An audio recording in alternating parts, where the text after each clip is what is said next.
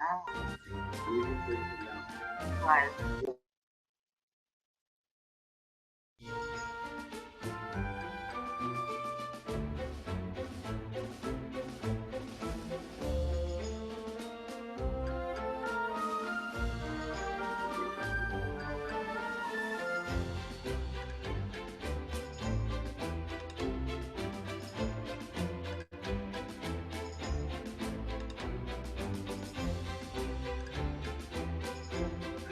Ya.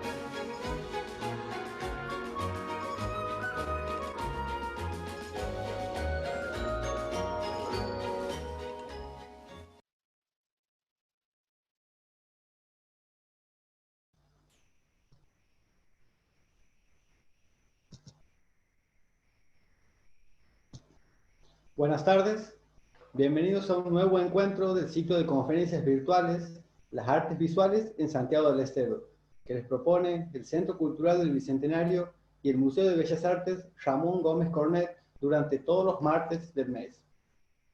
La disertación de hoy estará referida al sistema del arte en Santiago del Estero, a cargo del arquitecto Rodolfo Leñame. Rodolfo Leñame es arquitecto de la Universidad Nacional de Tucumán, posgrado en Historia y Preservación del Patrimonio Monumental en la Facultad de Arquitectura de la Universidad Católica de Córdoba, diplomado en Gestión Cultural en la Universidad Nacional de San Martín, profesor de Sociología Urbana y del Seminario de Identidad Cultural en la Licenciatura en Sociología, y profesor de Historia y Cultura Urbana en la Licenciatura en Educación para la Salud, ambas de la Universidad Nacional de Santiago del Estero. También es profesor de Historia del Diseño y Morfología 2 en la Tecnicatura en Diseño Gráfico del Instituto Superior San Jorge. Fue director de Cultura Municipal, subsecretario de Cultura de la provincia y actualmente es subsecretario de Cultura y Turismo de la Municipalidad de la Capital desde 2016. Les recordamos que las preguntas pueden realizarlas por el chat y se las formularemos al disertante al finalizar la charla. Le cedo la palabra ahora al arquitecto Leñame.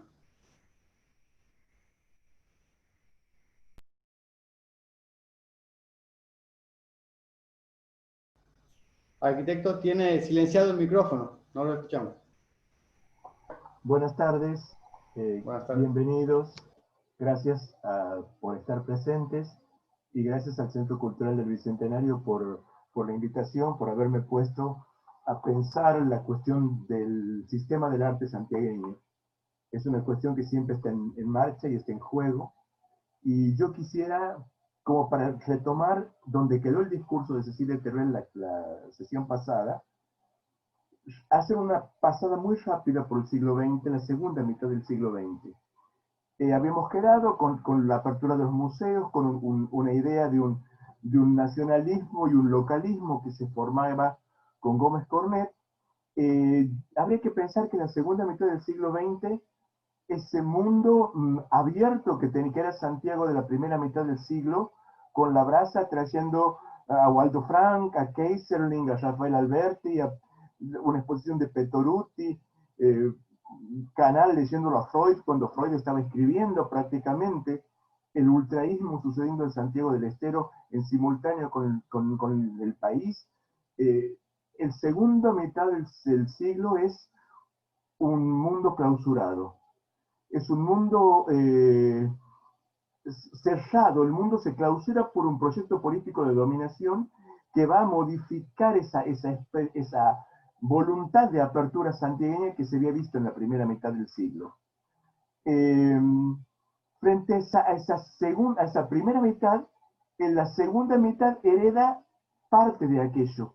se queda con esa idea de ese momento fundacional de la cultura santiagueña, cuando aparece el Museo de Bellas Artes, aparece el Museo Histórico, el antropológico que ya venía de antes, se refuerza en los años 30 con todo el discurso de la cultura chacocenteña de los Wagner, y tomamos como una especie de un discurso fuertemente hispano-católico, guiado por Di Lullo, esas figuras de niños que había planteado Gómez Cornet van a tener su referente escultórico en el pibe Delgado, Roberto Delgado, hijo de Rafael, un paisajismo de la desolación, si quieren, en la pintura autodidacta de Sánchez Gramajo y de Absalón Argañarás, y el folclore que estaría representado fundamentalmente por el Chacarera de Añoranza como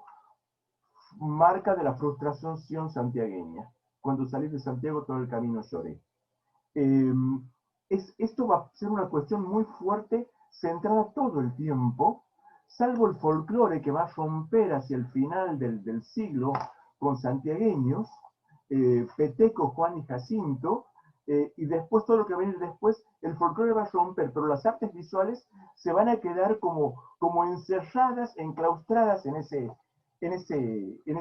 esa cuestión. Va a haber un momento de gestión interesante cuando se crea la Academia de Bellas Artes, pero de nuevo estamos con Sánchez y Absa Argañarás. La ruptura ahí, en ese momento, la va a traer Alfredo Goña. Goña, que viene de Buenos Aires, plantea de algún modo el arte moderno en tanto que la abstracción. En ese planteo de abstracción, posiblemente pensemos a pensar una primera adecuación contemporánea santiagueña.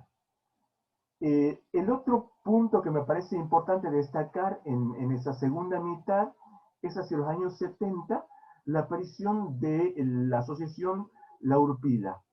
La Urpila, de algún modo, era una agrupación que pensó lo artístico al estilo de la brasa, si quieren. Es decir, era un grupo de gente que se reunía sábados o los domingos, creo yo, en lo que era en ese momento el Gran Hotel, actualmente Carlos V, y planteaban cuestiones artísticas, se planteaban difusiones, debates, conferencias. Tuvo un final terrorífico durante la dictadura.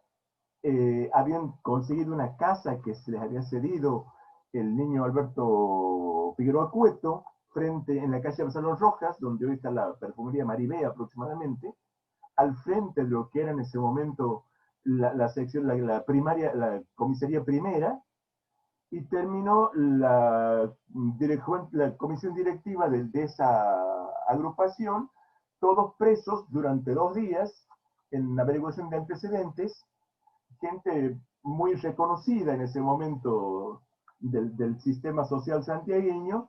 Eso produjo un cierre de esa asociación, que de todos modos dio pie a un grupo, a lo que eran en ese momento los jóvenes artistas que pintaban en ese lugar, que terminaron conformando a la larga lo que se llamó el Grupo Urpila a fines del siglo XX. La Urpila de algún modo volvía a traer al mundo de afuera. No sé, me acuerdo, Pérez Celis en Santiago del Estero, Guillermo Magrassi en Santiago del Estero, la donación de una escultura de Fioravanti, una de las Nereidas, el modelo para las Nereidas de Fioravanti, para el Monumento de la Bandera, donado, gestionado por la Urpila, es decir, una sociedad que de algún modo recuperaba una movilización, pero que, digamos, en el año 76 se corta nuevamente. Y mientras tanto, la escultura centrada únicamente en Delgado, después, como un joven representante de ese momento, Alejandro Díaz, que muere muy joven prácticamente, y después una especie de sucesión familiar, heredero de su padre, Tuti Delgado. Pero como que la escultura queda también clausurada en esa réplica de los niños que seguían dando vuelta en torno a lo folclórico santiagueño. Y una pintura que de algún modo, si bien en algún momento se había escapado de lo telúrico, hace unos giros y vuelve a tener un giro hacia la Tierra hacia fines del 20. Sí quisiera marcar como quiebre, como punto de giro ahí, 1999, un grupo de en ese momento muy jóvenes y recientemente graduados o estudiantes de artes, plantea una exposición novélica babélica en el Museo de Bellas Artes, donde lo que yo rescataría es una obra del Chino Moresi en ese momento, destacados plásticos santiagueños, que era un conjunto de frascos de plástico, contenedores de botellas de plástico puestas en un marco, unificadas en color, y como una primera aproximación a lo que después iba a venir en Santiago del Estero y que ya estaba sucediendo afuera, que es esta cuestión del arte contemporáneo.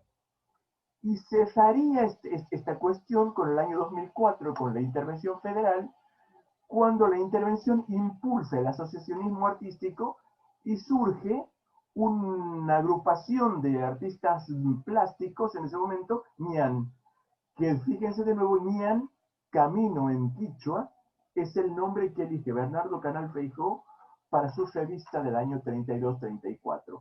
Es como que diéramos unos círculos, el eterno retorno, un volver, un no poder ir y venir en esa misma situación.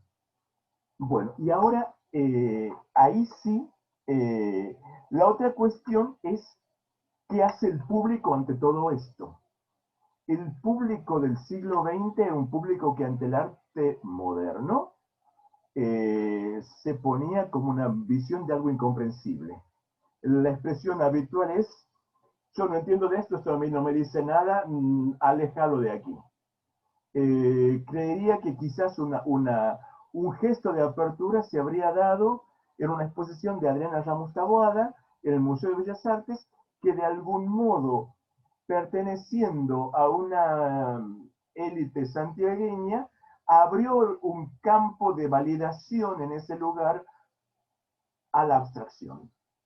Pero esto es una cuestión que habría que por ahí preguntarse un poco si es así o no. Mientras por un lado estaba funcionando ñan, surge también la Cámara de Arte La Boardilla como una expresión de exposición y comercialización de obras, que finalmente va a terminar siendo otra agrupación más.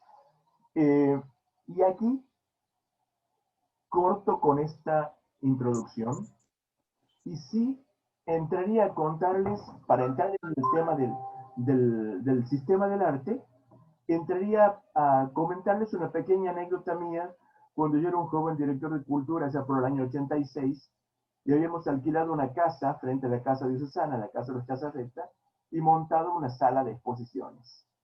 Tenía la ventaja de que era una sala que estaba a cuadra y media de la plaza, en planta baja, con ventanas a la calle, se podía ver lo que se veía, y la obra de algún modo estaba a mano, se podía pasar, entrar y mirar.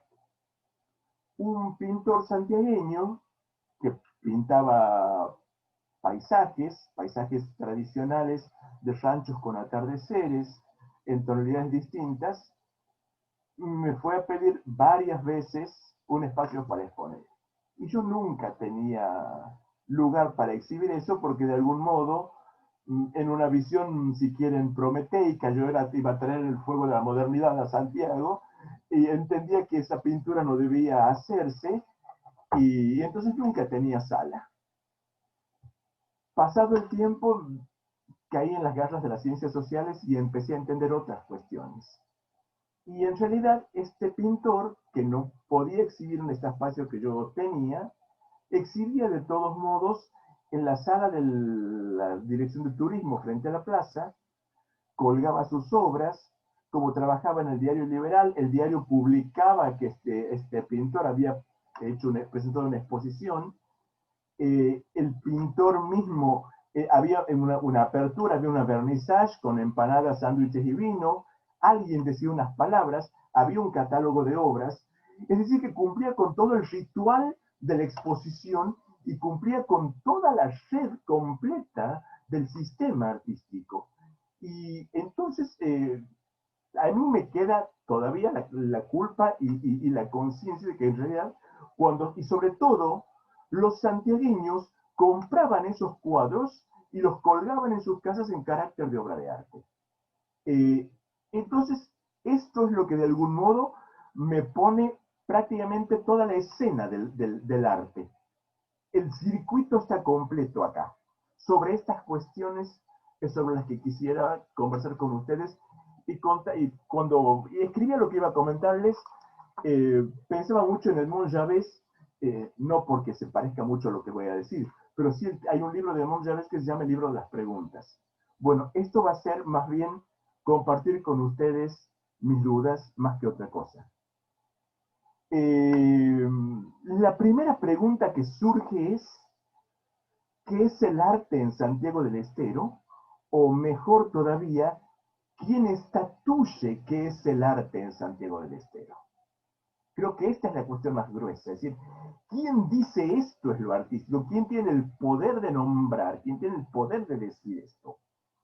Cuando uno piensa en esto del sistema del arte, ¿qué piensa? Los artistas, los críticos, las instituciones, ahí estaría entre el Estado, como los organismos de cultura, los museos, la Academia de Bellas Artes, las agrupaciones de artistas, los particulares o la sociedad civil, en tanto que asociaciones, fundaciones, talleres, los medios como formadores de opinión, las redes, que son otra forma de mediación contemporánea muy fuerte, los públicos y el mercado.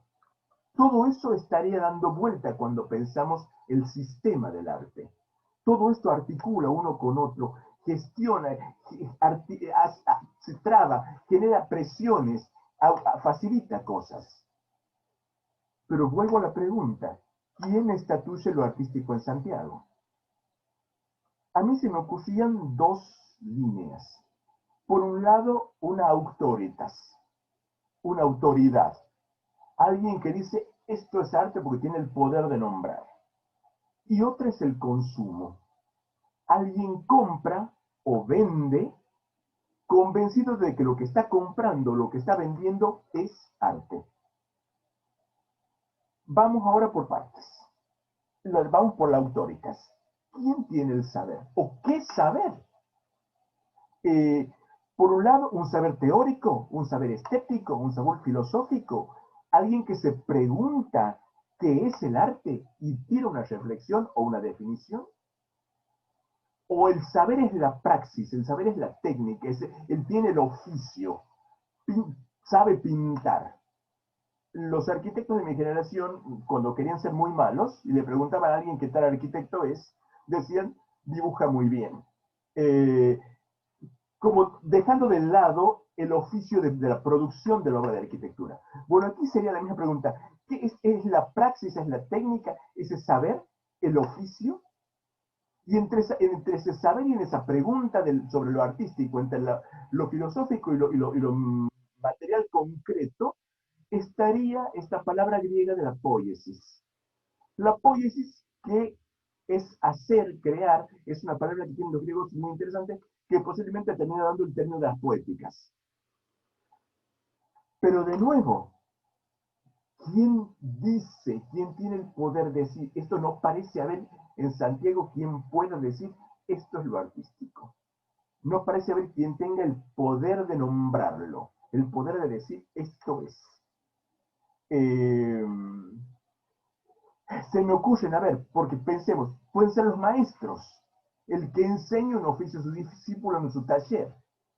Pero, a ver, esto es hay un montón de gente que asiste a tomar clases de pintura o de cerámica, o los galeristas que podrían producir, si quieren, un estatuto a partir de lo que ofrecen en sus galerías. Pero eso que ofrecen, de algún modo, está permeado por el mercado, está atravesado por lo que se compra o por lo que se vende. Pero en ninguno de estos dos casos pareciera que hay desarrollos teóricos sobre la cuestión, ni sobre la cuestión artística, ni sobre la historia del arte. Es decir, se enseña un oficio, si quieren, al estilo del Renacimiento. Yo voy al taller, Leonardo era discípulo del Perugino. Estas cuestiones, pero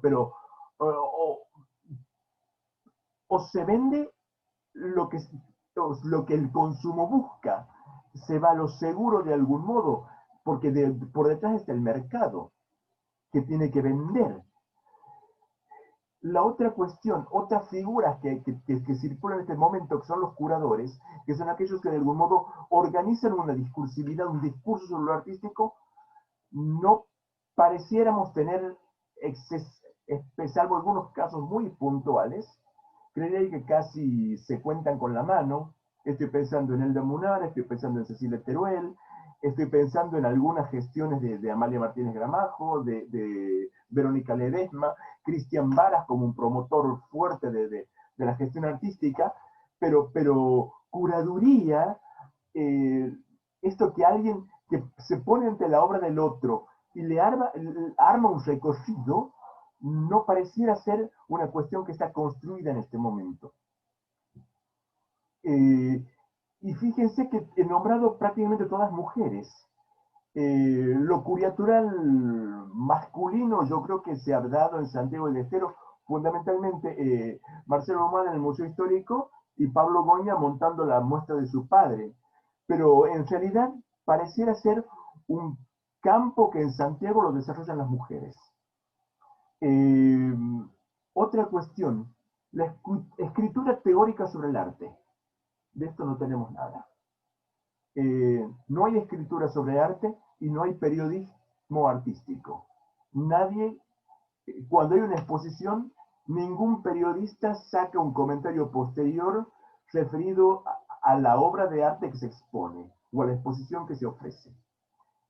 Se pueden mostrar fotos, pero no hay una formación crítica, no hay una fundación, no hay una fundamentación de por qué está lo que se ve. Tampoco hay espacio de reflexión. No hay un espacio de discusión de lo artístico, un espacio público.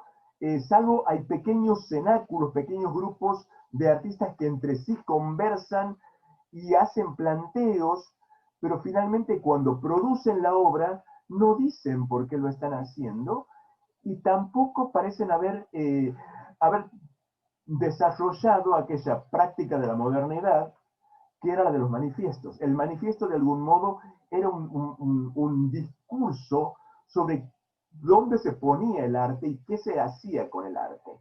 Bueno, esto lamentablemente nosotros no lo tenemos.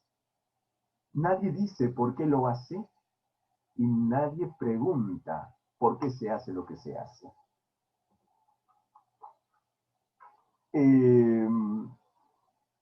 Otra línea, en esta misma producción de sentidos, podrían ser, como les decía, los galeristas, que en realidad son las galeristas, en el caso de Santiago del Estero, registro 3 galerías, o si quieren también los museos, o en realidad el museo, no hay más que uno, es el Bellas Artes. Nosotros tenemos un espacio en la municipalidad, que es el de la Casa Armería de Salcorta, como un espacio alternativo, pero en realidad lo consagratorio de lo artístico en el sistema santigueño es el Gómez Cornet o la sala de exposiciones transitorias del CCB, que durante mucho tiempo estuvo cerrada a los santiagueños. Esto es una cuestión que afortunadamente la actual gestión le dio un giro muy fuerte y en este momento el CCB es un espacio de exhibición de la obra contemporánea de los santiagueños, de lo que se hace hoy, y exhibido en las salas del museo y no en un pequeño salita residual al lado del baño, que era lo que se le había asignado anteriormente, y lo que de algún modo no dejaba de ser un discurso sobre qué se pensaba sobre los santiagueños o sobre la producción artística. los lugares dicen también cosas.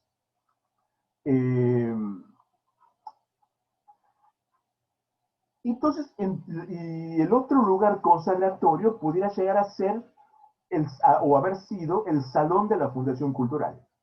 El Salón de la Fundación Cultural era un salón regional con, en algún momento, el premio más alto de la República Argentina. El premio en dinero del Salón de la Fundación Cultural era un premio que superaba al premio, al Gran Premio Nacional de la República Argentina. Y con una selección de un jurado bastante formal, un jurado prestigioso, pero que de algún modo sesgaba las cuestiones. No puedo olvidarme el gran premio de Enzo Palavecino, con un jurado de lujo, si quieren, Fernando Farina y Diana Eisenberg, pero que realmente yo creo que a los patrocinadores les produjo un shock al punto tal que al año siguiente el jurado era Carlos Alonso. Si algo podíamos decir claramente, a ver, era que no había discusión sobre la calidad del jurado, pero sí había un discurso subrepticio sobre hacia dónde orientaba la fundación su producción y qué es lo que quería premiar.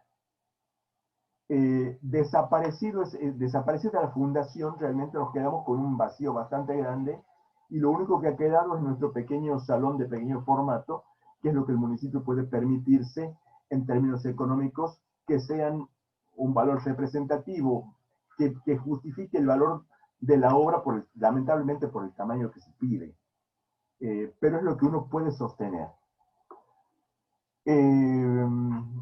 Todo esto que vengo hablando, actores que aparecen y desaparecen, me lleva a necesariamente hablar de campo.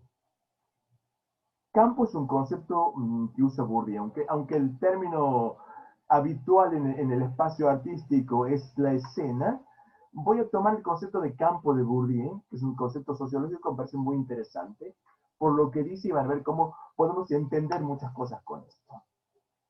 ¿Qué es el campo? El campo es un espacio de juego donde algo está en juego. Y lo que está en juego es el poder. Michel Desserteau va a decir otra cosa distinta, va a decir que en realidad un poder se da un territorio. Pero vamos a dejar esto de lado. Quedémonos con esto. Un espacio de juego donde algo está en juego. Y donde los que entran al juego entran jugando. Entran voluntariamente, no son traídos, quieren entrar. Y para jugar tienen que conocer las reglas del juego. Conocer las reglas, conocer la historia del campo y conocer quién es quién en el campo. Es decir, yo no es que de golpe me declaro, yo soy pintor y pinto, pero si no estoy adentro del campo, mi producción no entra en el campo de lo artístico. De algún modo, mi pertenencia estaría dada por mi voluntad explícita de participar y de entrar ahí sabiendo a qué me arriesgo, cómo me arriesgo y cómo muestro lo que hago. Porque de algún modo esto me va a permitir acotar quiénes son los artistas y quiénes no. No solo tengo que saber la historia, es decir, cuando aparecen los biógrafos, dice Bourdieu, el biógrafo de algún modo se asegura su espacio creándole la historia del otro, que sería el mismo tema del crítico. El crítico se asegura su espacio comentando la obra del otro. El comentarista se introduce desde ese lugar en el campo. Y la otra cuestión es, si el campo es un espacio, ¿quién ocupa la centralidad? ¿Quién ocupa el centro del campo? ¿Quién tiene como en el juego del tatetí, la casita del medio? La centralidad del campo, dice Bourdieu, habitualmente se plantea desde la ortodoxia. Mientras que los recién llegados se valen de la heterodoxia o de la herejía como modo de entrar en el campo. A mí esta idea siempre me ha hecho pensar mucho el cuadro del carro de heno del Bosco. Si ustedes se acuerdan, el carro de heno es un gran carro cargado de gente donde arriba hay un grupo que va tocando música, bebiendo y comiendo, y abajo muchísima gente que se enloquece, que se mueve, que empuja el carro, y se desesperan por trepar. Bueno, yo creo que esta es una escena un poco que explicaría esta escena del campo de un modo bastante claro. Y dicho esto, volvamos a la producción de esto que podríamos llamar lo artístico santiagueño. Y digo lo artístico porque hay espacios, y como les decía, hay mucha gente que está empujando ese carro, que quiere subir al carro, pero no siempre todos manifiestan su voluntad de pertenecer al campo o desarrollan las acciones para realmente estar adentro del campo, que exigiría una participación. ¿Qué es lo que sería estar en el campo? No solo saber pintar, sino participar en salones, presentar exposiciones, plantear escritos, producir adentro del sistema. No alcanza con que yo esté por afuera haciendo solo. Necesito estar en el interior del campo. Y entonces las preguntas serían: ¿quiénes hacen? ¿Dónde hacen? ¿Cómo hacen? Diría, hay unas cuestiones. Se han dado cruces de la alta cultura con la cultura popular en este momento. Es decir, si la alta cultura en el siglo XX se había quedado congelada, la cultura popular se había seguido moviendo de algún modo.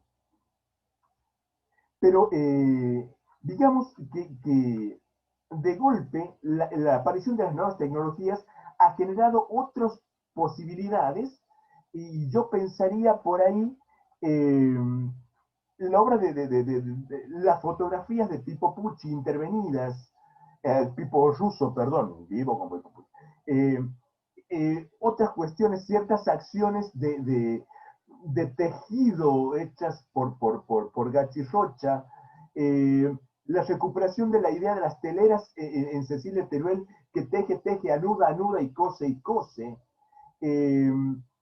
Estas cuestiones son las que yo siento que van por ahí, como cruzando unas cuestiones con otras. Una producción de sentidos, por otro lado, que ha sido generada y gestada en Santiago desde el único lugar de producción de sentidos que había, que es la Academia de Bellas Artes. Pero la Academia de Bellas Artes, en algún momento de su historia, fue forzada a reformatear sus programas, y en vez de formar artistas, lo que forma son profesores de arte. Y esto ha hecho que se ponga una fuerte carga pedagógica en la currícula, y en desmedro de lo artístico. Entonces lo que ha terminado produciendo no son artistas, no ha generado un público de artistas, no ha generado investigación o preguntas, y se ha quedado prácticamente congelada en la producción de profesores. Profesores que finalmente, y lo voy a decir un poco más adelante, han terminado usando ese saber como un modo de vida, en tanto que me aseguro un puesto de docente, pero no tiene como ver con mi práctica artística, sino con una mera enseñanza de algunas herramientas o técnicas. Y esa cuestión llevaría a otra. ¿Quién compra arte en Santiago del Estero? Si es que se compra. ¿Cuántos venden su obra? ¿Quién vive de su obra? Me acuerdo cuando Nuevo Pérez Celis por aquí decía que en realidad un artista era aquel que podía comprarse con una obra un departamento en Manhattan. Yo no digo que se pueda comprar un departamento en Manhattan, pero quisiera saber quién puede con su obra acá comprarse una casa, o puede vivir del producto artístico. Porque la pregunta es, ¿quién compra? Porque por ahí uno piensa en un público burgués, para decirlo de algún modo, con capacidad de adquirir, que puede ir a comprar una obra, pero ¿para qué compra? ¿Para regalar en casamientos? Como un gesto de esnobismo, para decir, tengo un cuadro y no tengo una lámina que compré en una casa de decoración. Compro porque es mi amigo, es mi amiga y le hago un favor comprándole el cuadro. Que sí compro porque... pero la pregunta del millón sería en realidad, ¿quién compra la obra porque se quiere deleitar en contemplar esa obra? ¿Quién es feliz teniendo esa obra en su casa? ¿Quién dice, ah, la tengo, es mía, está aquí en mi casa colgada y yo la veo y me alegro en verla? ¿Quién ha juntado peso tras peso? ¿Quién ha comprado en cuotas un cuadro para tenerlo en su casa y poder disfrutar con el cuadro? O si quieren, pensando más comercialmente, ¿quién compra pensando en una inversión? ¿Quién piensa decir, quién dice, no voy a comprar dólares, no voy a gastar los $200 este mes, voy a comprar un cuadro, pensando que es una inversión? ¿Quién piensa esto? La pregunta sería, ¿hay coleccionismo en Santiago? ¿Hay gente que compra para armar su colección de obras? No digo la colección Fortabat, no digo la colección que da origen al Malva, pero lo que quiero decir es, a ver, ¿qué colecciones hay? Yo registro muy pocas.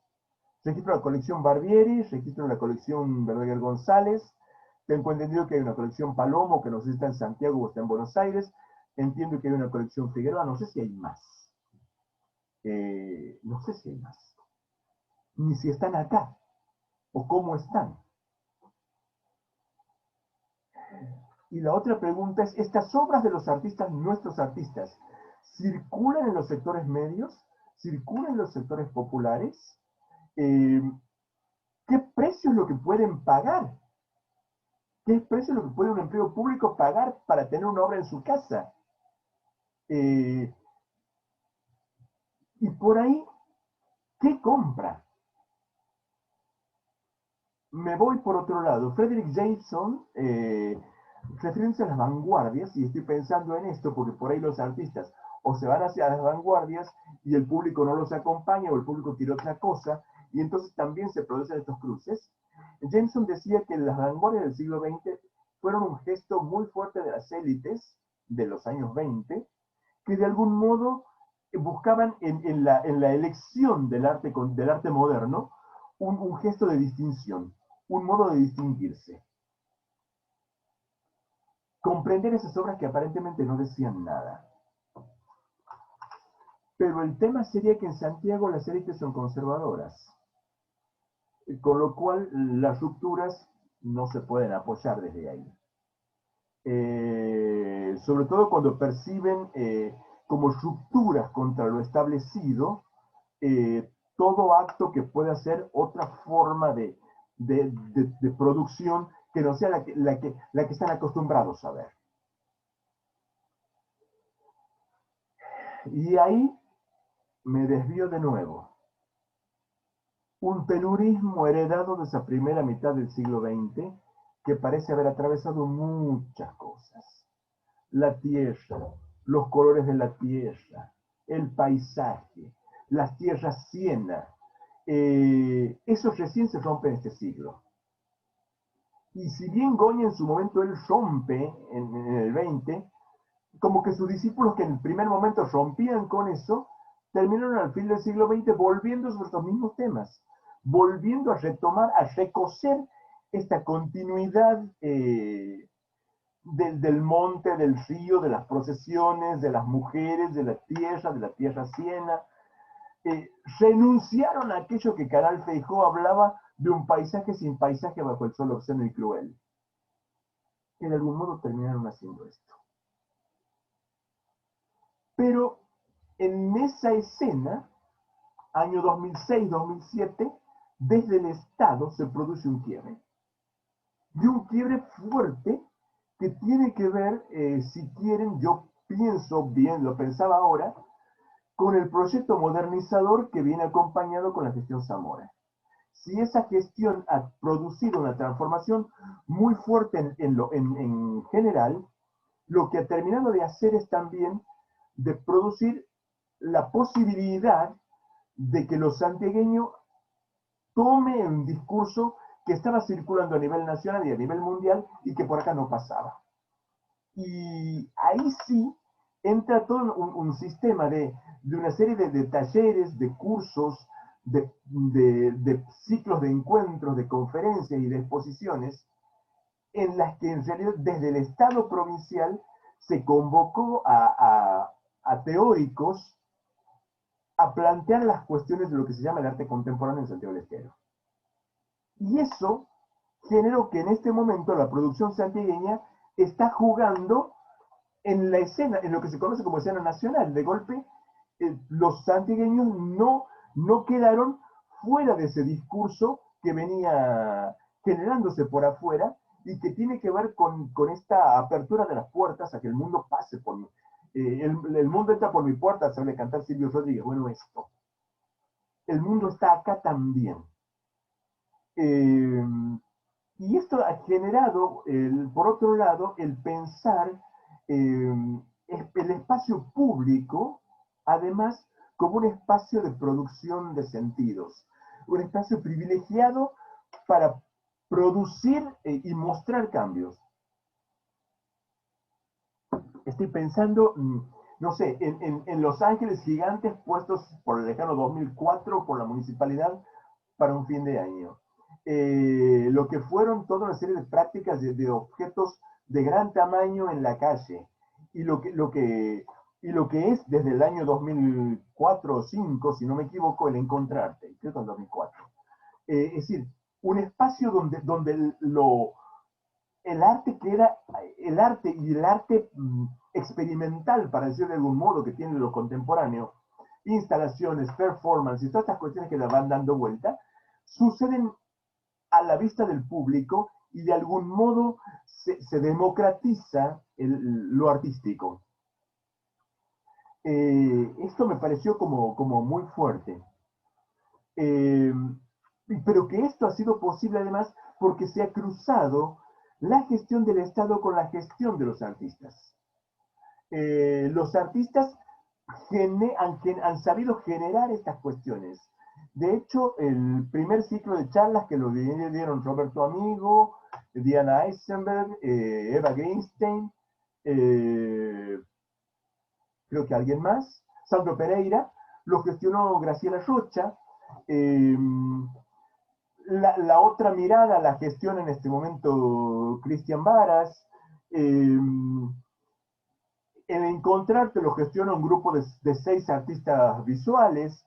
Es decir, hay toda una propuesta donde el Estado acompaña y facilita las cuestiones, y después el Fondo Nacional de las Artes tuvo una acción muy fuerte, porque el fondo lo que permitió fue no solamente capacitar a los artistas locales, sino que permitió cruzarlos con la región y con artistas de otro lugar. Ha habido unos talleres que cruzaron santiagueños con rosarinos, cosas, tramas que no estaban pensadas anteriormente y que obligan a reconformar la escena.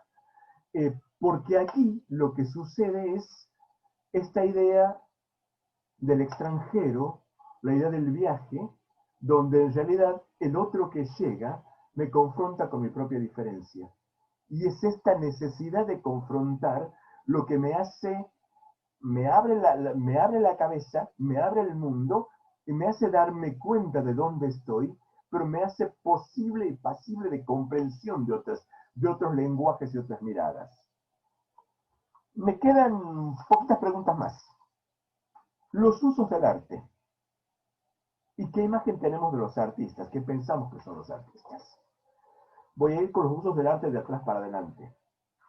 La primera función, esto lo aprendí cuando estudiaba gestión con Rubén Schumacher. Primera gestión era el arte como pasatiempo. Alguien como ocupación del tiempo libre. No tengo otra cosa que hacer, estudio pintura, estudio cerámica, hago un taller. Otro uso del arte puede ser un formato como símbolo de estatus. Esto habitualmente sucede con los niños. se los manda a los niños habitualmente a estudiar piano o danza clásica. Le dan hay menos gestos sobre el trabajo manual de las artes visuales. Pero lo que habría que pensar en estos casos, si estos espacios de formación crean vocaciones, o crean público, o dan información además que van formando conciencias críticas, o simplemente generan habilidades. El tercer modo lo dije antes, es el arte como medio de vida en tanto que doy clases. Tengo un taller o tengo horas de cátedra, y de esto como.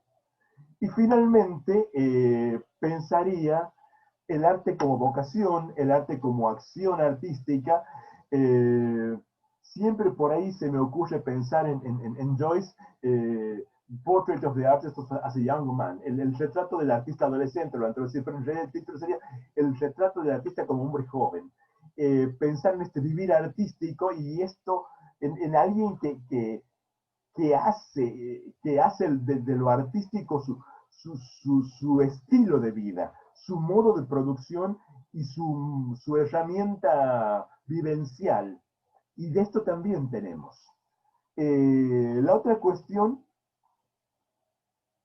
¿cómo se construye la imagen? ¿Qué idea tenemos los anteriores sobre el artista? ¿Quién es artista acá? Y ahí solo voy a tirarle simplemente nombres.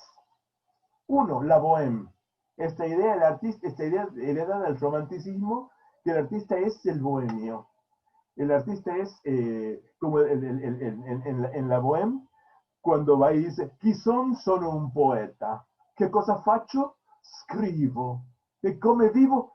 Vivo. ¿Quién soy? Soy un poeta. ¿Qué hago? Escribo. ¿Y cómo vivo? Vivo, pero vivo por un vivir artístico. Bueno, este artista que al ser la bohème y que tiene que ver el bohemio, ¿quién es? Es el gitano, es el hombre que es el que está libre en el mundo, el que no tiene ataduras, fue un modo de concebir al artista. Pensamos en el artista como la vanguardia, como aquel que tiene la voluntad moderna del progreso constante, del cambio constante, el que nos va a proponer una cuestión nueva cada día para ser mejores o para transformar. Es un snob el artista, es alguien que hace algo para destacarse de otro modo en el sistema social. Es un trabajador del arte. Es alguien, estoy pensando en Miró, cuando Miró dice, trabajo como un jardinero sobre mis cuadros. Alguien que trabaja sobre su obra. Los escritores pasan lo mismo. Los escritores tienen un tiempo, dedican su tiempo prolijamente a producir una cantidad de texto por día. El artista que trabaja diariamente sobre su obra, produciéndola. Es el genio.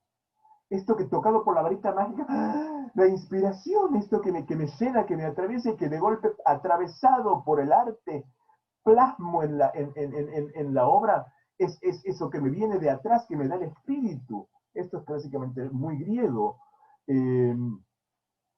Es el que expresa los sentimientos colectivos. Esto lo tenemos desde Wagner en adelante. En Nietzsche, cuando escribe El origen de la tragedia, está pensando en Wagner y en este tema de los coros. Y cuando Ricardo Rojas escribe El país de la selva, está claramente que acaba de leer Nietzsche para escribir lo que escribe. Es el que denuncia. Esto es otra cuestión. Siempre se ha pensado en el artista como denuncia, como crítica, como espacio de preguntas. Y la otra pregunta, ¿hay lucha por la ocupación del campo? ¿Hay convivencia pacífica? ¿Cómo se distribuye el espacio del campo? Yo diría sobre estas cuestiones, quisiera plantear unas cosas.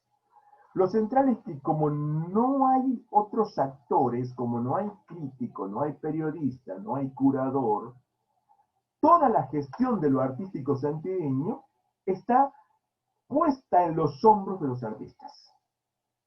Los artistas son los propios productores. Hacen, gestionan, arman, lo hacen todo ellos. No tienen otro espacio.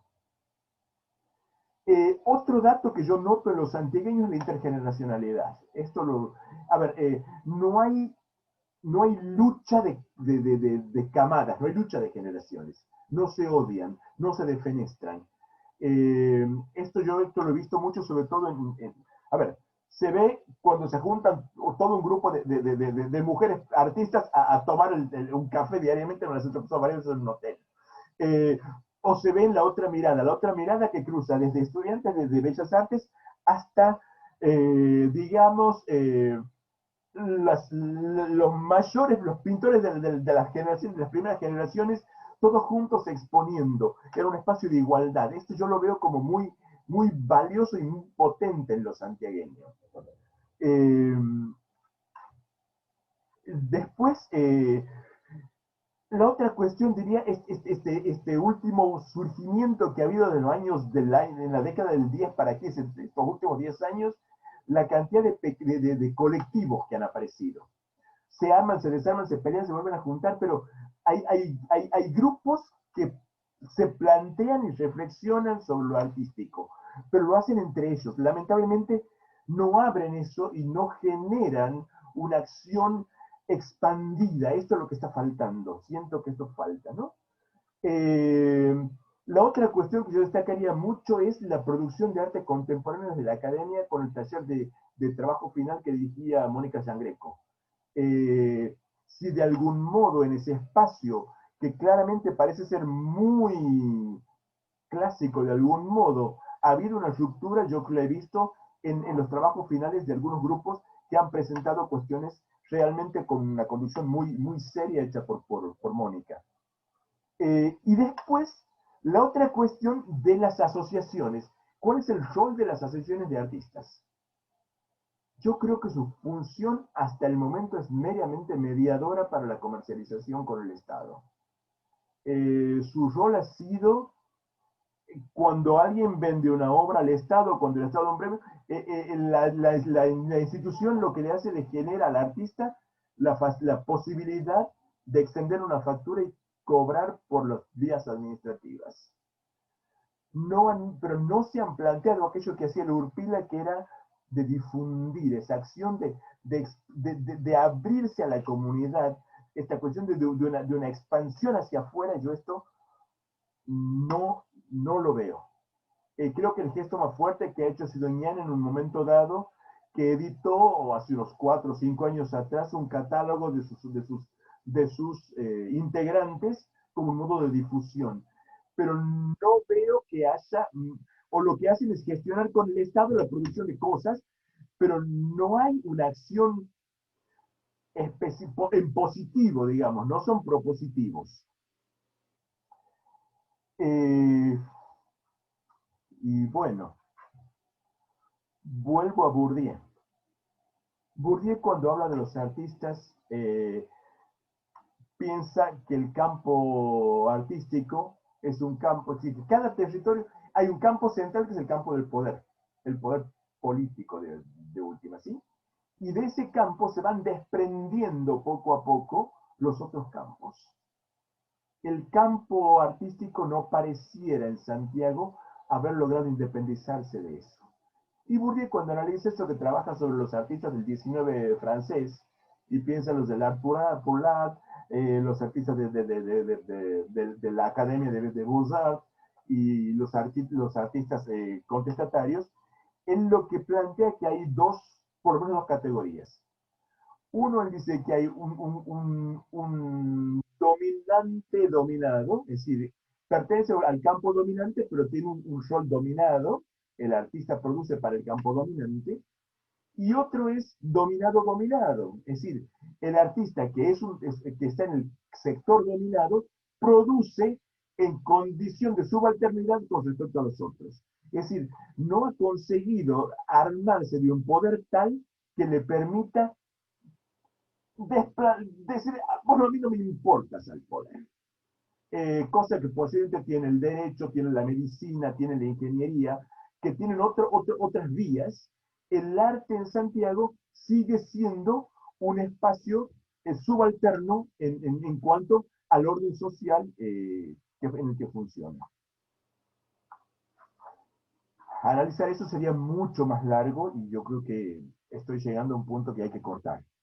Sin embargo, con el semar de preguntas, yo tengo conciencia de que el campo artístico santiagueño, que esa escena artística existe del modo en que lo he podido plantear, con dificultades, con contradicciones, en proceso de construcción, pero estamos en eso. Yo creo que es un proceso en marcha que gracias a Dios está sucediendo.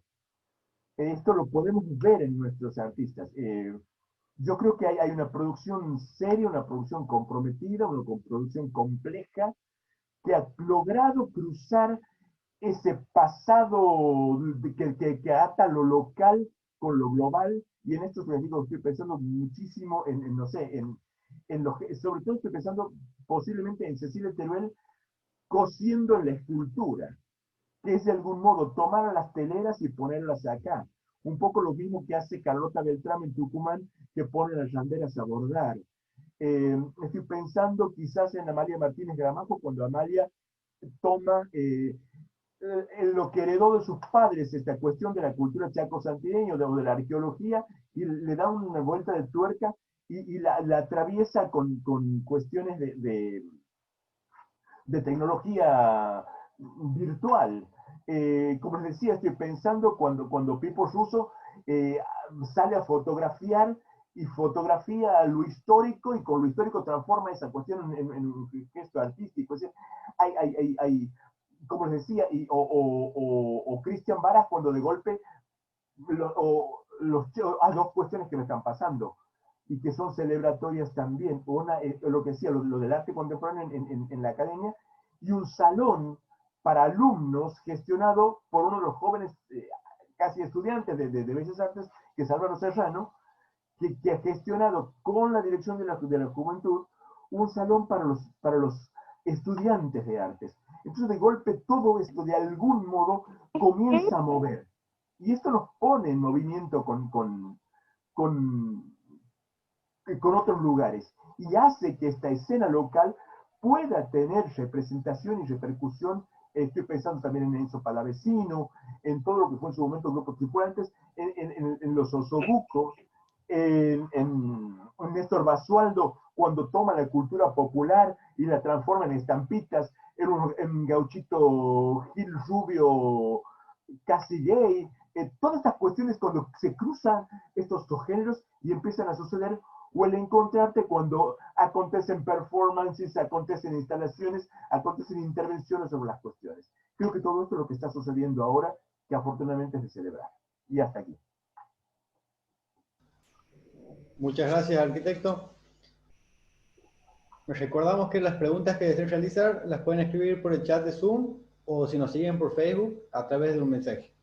Antes de comenzar con las preguntas, queremos agradecer todos los saludos que hemos recibido desde distintos puntos del país y desde el exterior, desde Santa María, en la provincia de Catamarca, desde Tucumán, desde Tandil, en la provincia de Buenos Aires, desde la ciudad autónoma de Buenos Aires, desde San Luis, Salta, y desde aquí de Santiago del Estero, desde las localidades de Breapozo, de Loreto y de Terme Riondo. Y desde el exterior, desde Ceiba, Honduras, y desde Puebla, México. Gracias. La primera pregunta es de Claudia Arias. Pregunta, ¿hay diferencia entre arte y artesanía? Es una discusión muy larga y en realidad esta la ha planteado con mucha claridad Ticio Escobar. Ticio Escobar, cuando habla del arte, del mito del arte, el mito del pueblo, él habla que en realidad esta construcción de la artesanía es una construcción que tiende a valorizar, a desvalorar la producción de la cultura popular, que sale de las vías oficiales de producción occidental y que pero que en realidad es entendida fuera del concepto occidental de lo artístico. Pero en realidad tiene su propia lógica, su propia producción y de algún modo esa artesanía que se mezcla en lo ritual popular tiene otras lógicas que deben ser entendidas en un complejo más grande. A ver, quisiera pensar, las flores de papel que rodean a San Esteban cuando va marchando por Santiago. ¿Son arte o son artesanía? Cuando en realidad son una parte que completa la puesta en escena de esa acción completa, compleja, que es este santo llevado en andas, con una marcha que suena con grupos de bombos, con un gran paño rojo que flota en el camino. Esto es una gran, si quieren verlo desde lo artístico contemporáneo, es una gran performance. Y lo artístico popular es parte de todo esto. Entonces, no entraría, según como desde donde te quieras poner, lo puedes diferenciar o lo sigues teniendo, o lo puedes integrar como una visión distinta, asumiendo este rol de lo artístico popular. Muy bien. Otra pregunta de Rodrigo Figueroa Gramajo. ¿Qué cree usted que le da valor monetario a una obra? ¿La trayectoria del autor o la valoración subjetiva sobre la realidad de la obra? A ver, esto es un tema que no toqué, pero también tiene que ver. ¿Cuánto vale una obra? Una obra vale lo que está puesto en el mercado. Vale por distintas cuestiones. Tiene que ver con la trayectoria, tiene que ver con la disposición de obra, tiene que ver con la producción de cuán famoso se ha hecho el autor, de cuánto dispongo. Cuando, a ver, de golpe, las obras del movimiento moderno, lo que fueron las vanguardias del comienzo del siglo XX, casi que se han agotado y ya no hay más. Y lo que hay lo han comprado o los Emiratos Árabes o japoneses. Y entonces lo que está funcionando en el mercado internacional en este momento es el arte contemporáneo o el arte más próximo, porque aquel arte que era el que se vendía caro, ya no hay más. Pero cuando sale una obra, posiblemente cuesta muchísimo. Por otro lado, otra cuestión es cuánto vale una obra de un famoso local puesto en escena nacional. Si ese famoso local no tiene, no figura, no figura en catálogos, no figura es decir, no está dentro del campo, no va a tener valor a nivel nacional, pese a que en lo local tenga mucho valor. Es posible que yo esté pagando caro por una obra local, pero si la quiero vender en Buenos Aires, me den la mitad o un tercio de lo que estoy pagando acá. Tiene que ver de nuevo con el tema del campo. Y ahí tiene que ver, es decir, qué posición ocupa lo santiagueño en la escena nacional y en la escena mundial. Muy bien. Alejandro Lloca le comenta, muy interesante su reflexión sobre la formación de artistas en contraposición con la formación de docentes de lo artístico. Y pregunta, ¿cree que la creación de carreras artísticas en la universidad pública podría romper con esta carencia y potenciar la creación artística en Santiago del Estero? Hace 1000 años que esperamos que esto suceda y que se podría hacer. A ver, cualquiera de las universidades, la católica o la nacional, la católica ha tenido la intención de crearlo, ha hecho un esfuerzo, en este caso por otro lado, ha ido a la facultad, a la carrera de arquitectura. Pero la nacional tiene una licenciatura en letras, tiene una licenciatura en filosofía, tiene una licenciatura en historia, que se basan en los graduados de los institutos provinciales. Entonces son terminalidades de carreras que duran 2 años o 3, en los cuales se completa la formación que está faltando. Si se planteara eso mismo para la producción de una carrera de arte que pudiera ser lo que nos está faltando, porque no hay discusión, porque no está en el ámbito de la academia, lo artístico no ha entrado al ámbito de la universidad, el lugar de discusión privilegiado que tiene este lugar. Y se podría hacer, además ya hay una serie de cosas, tienen filósofos, tienen semiólogos, faltarían 2 o 3 cosas más, pero se pudiera armar una carrera similar a las otras, y yo creo que eso le daría un gran impulso a la producción local.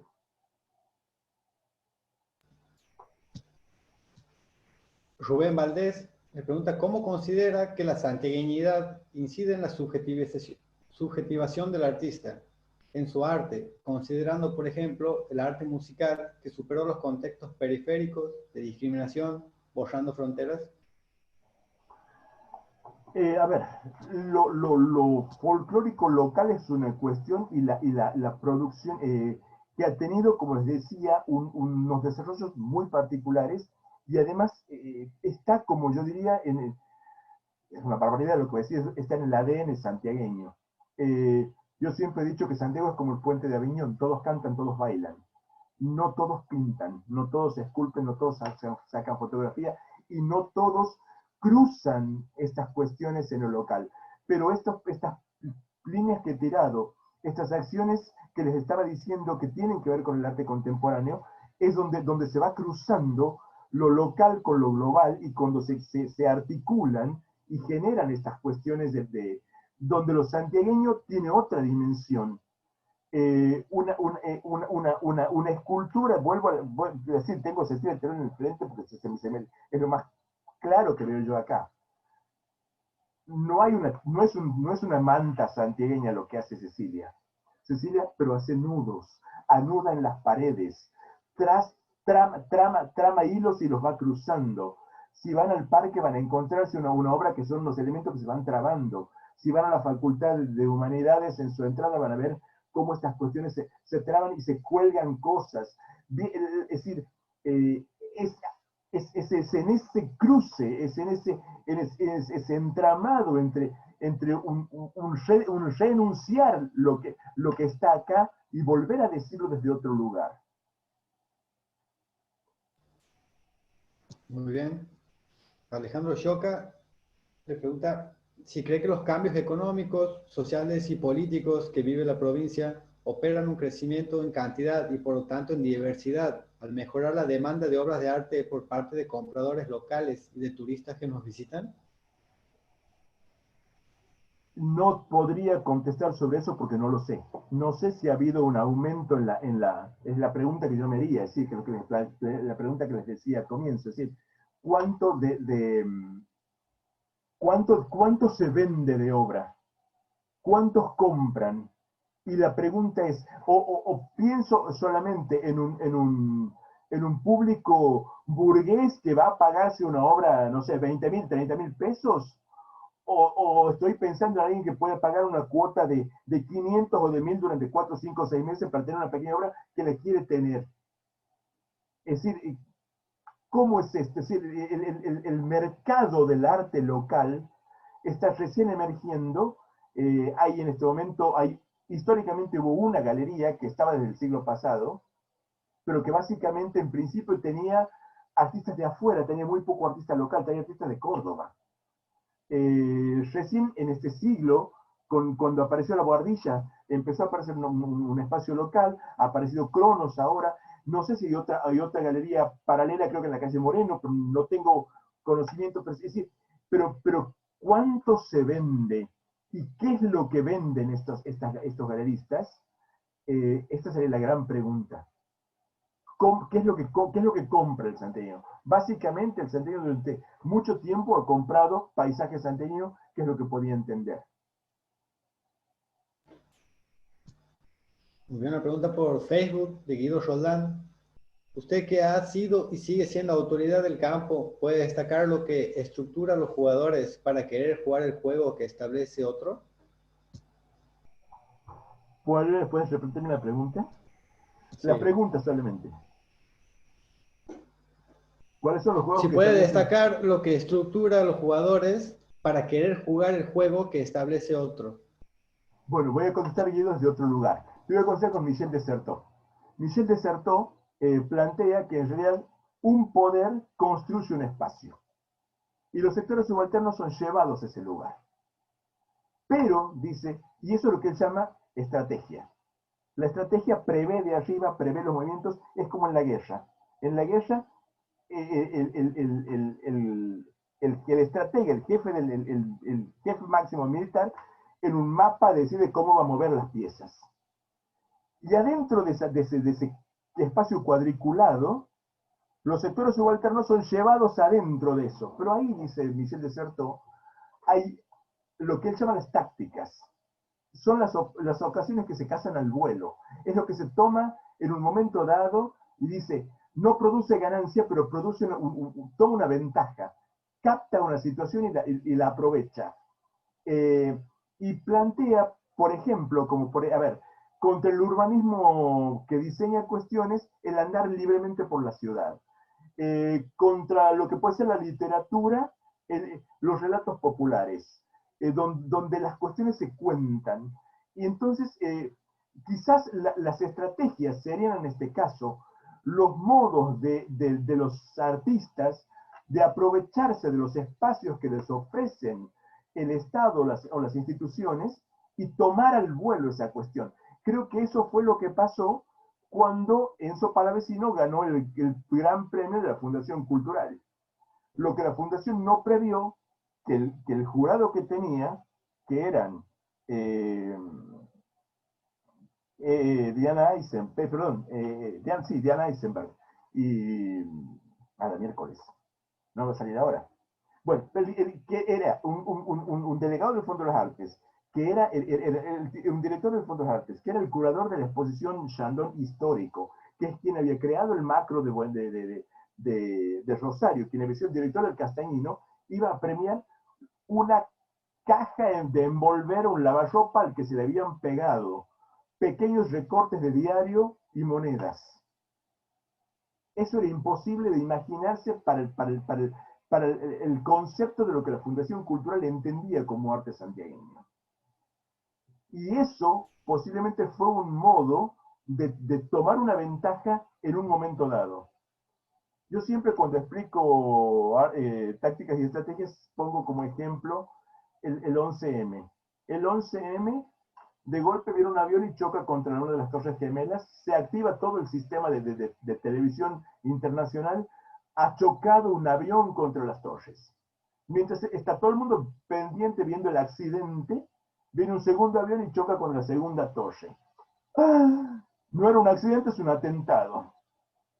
A las 2 horas, el Pentágono está reunido y en ese momento el Pentágono, ¡pumba!, cae una bomba en el Pentágono. Nunca más lo van a hacer, pero ya han hecho. Se han apropiado, se han aprovechado de lo que les ofrecía la oportunidad y han tomado una posibilidad de hacerlo.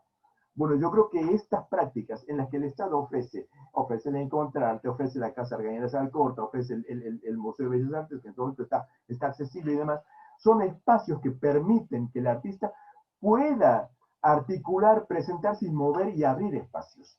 Pero por otro lado hay que saber gestionar, encontrar las vueltas, buscar, generar trabas y armar las cuestiones.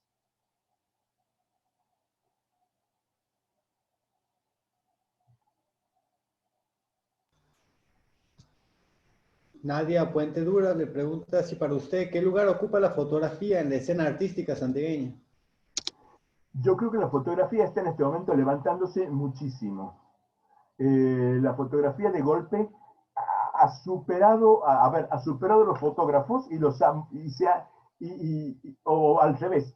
Los artistas visuales se han apropiado de la fotografía como un espacio de producción. Creo que tiene, y de golpe van a empezar a ver que muchos de los que antiguamente pintaban o esculpían, de golpe están cruzando la fotografía con su producción. Yo creo que en este momento es un espacio absolutamente válido y potente en Santiago del Estero. Muy bien.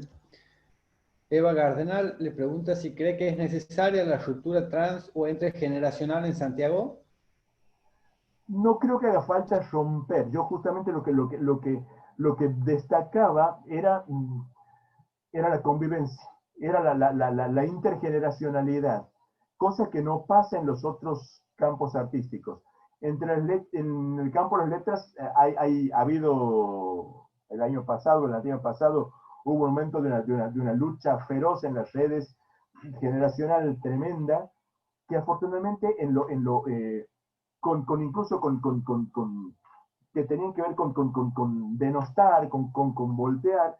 Yo creo que en realidad el campo de las artes visuales es mucho es más blando en ese sentido. Y no ha sido, no hace falta, no confronta, no hay confrontación. Hay producción distinta, hay producción diferenciada y cada uno encuentra su espacio y convive. Muy bien. En su criterio, ¿la poesía es arte? Le pregunta Adela Chedwi. Por supuesto, la poesía, a ver, la poesía, ¿cómo que no? La poesía es fortísima, sí, sí, sí, sí. También Me voy a pregunta, aclarar una cuestión. Con la literatura pasa lo mismo que con las artes visuales.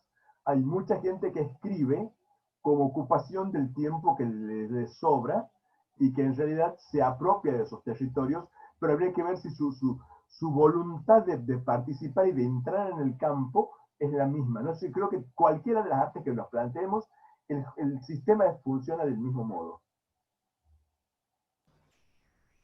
viene una pregunta por Facebook de Manuel Moline.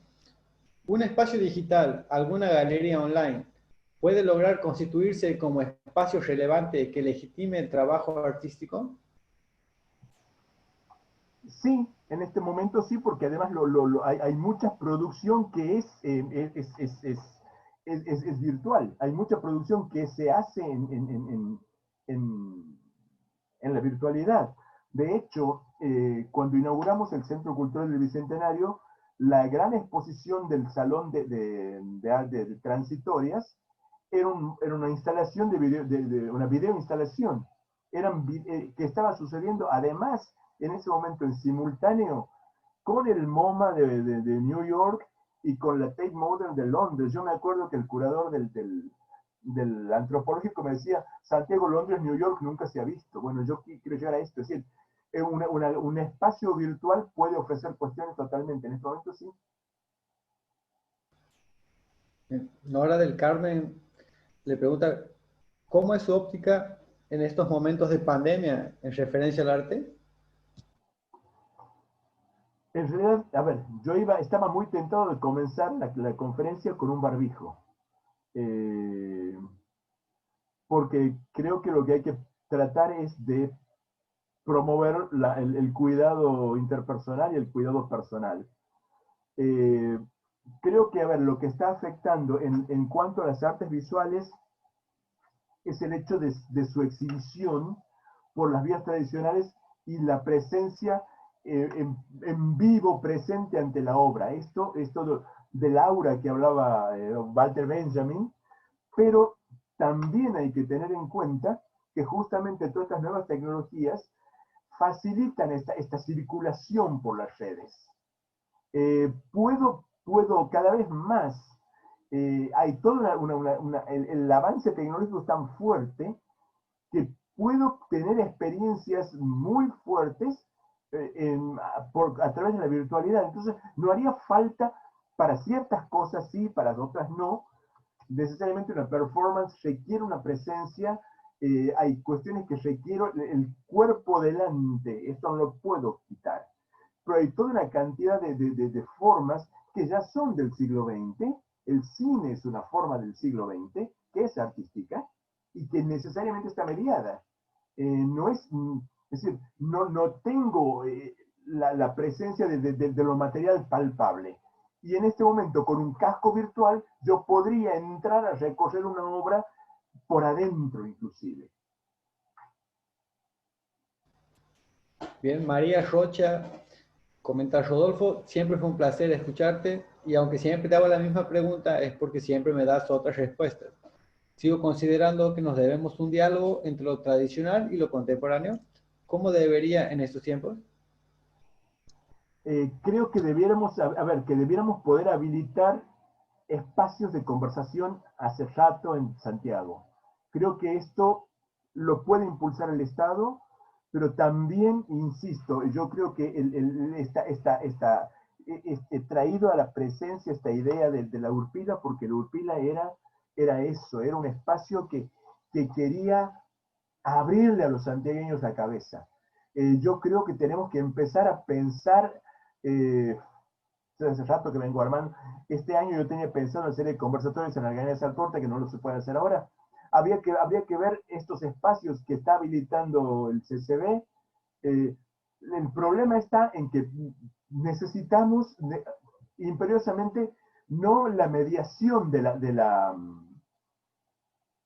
una pregunta escrita, sino en realidad que debiéramos poder llegar a armar pequeños ciclos de conversatorios en los que están interesados puedan participar con un coordinador que vaya articulando la palabra. Necesariamente deben ser ciclos, dado lo que te permite la tecnología. Yo he estado en algunas sesiones webinar con 100, 200 personas, pero esto yo no sé si permite el diálogo entre todos. Sí habría que volver a abrir este espacio. Tenemos que volver a hablar claramente de lo contemporáneo, de lo tradicional y de cómo articulamos con todo esto. Hasta ahí. Muy bien, esa fue la última pregunta, arquitecto. ¿Quisiera agregar algo a modo de cierre? Es simplemente que yo creo en la potencia de los santiagueños. Creo que tenemos una capacidad de decir y de poder hacerlo, y creo que hay que aprovechar este tiempo en el que estamos encerrados, que parece ser un tiempo de no producción, para sentarnos a producir entre todos con contextos, volver a hablar. Si no hablamos y no difundimos esto, se va a quedar siempre atrás. Ha sido un fuerte esfuerzo el que ha hecho el Estado provincial para hacer acontecer lo contemporáneo en Santiago. Esto está sucediendo ahora. No todos lo saben, no todos lo entienden, no saben qué es esto del arte contemporáneo, una gran pregunta que anda dando vueltas por ahí. Pero poder entender esto, poder saber que hay otras formas y que esto también es artístico, yo creo que esto nos lo merecemos entre todos para este tiempo. Nada más. Y darles las gracias a todos por el aguante y al CCB por haber disparado la pregunta. Agradecemos al arquitecto Leñame por su charla y a todos ustedes por habernos acompañado, y los invitamos para el próximo martes 15 de septiembre a las 18:30 horas para la conferencia Educación Artística y Formación de Público, a cargo de la profesora Mónica Giangreco. Asimismo, queremos recordarles que paralelamente los días jueves continúa desarrollándose el ciclo organizado por el CCB y el Museo Histórico Orestes Diluro referido al folclore de Santiago del Estero. Este jueves 10 tendrá lugar la disertación Aportes a la historia del Quichua, a cargo del señor Luis Garay. Buenas tardes y muchas gracias.